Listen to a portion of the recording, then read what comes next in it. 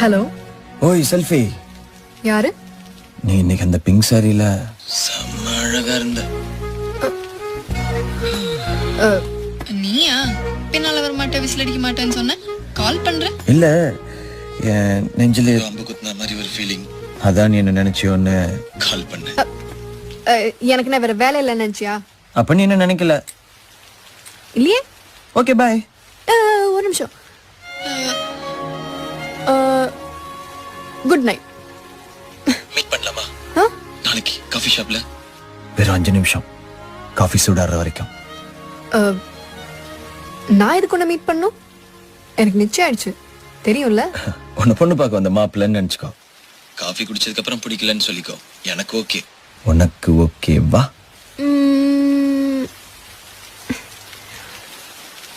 மாட்டேன்.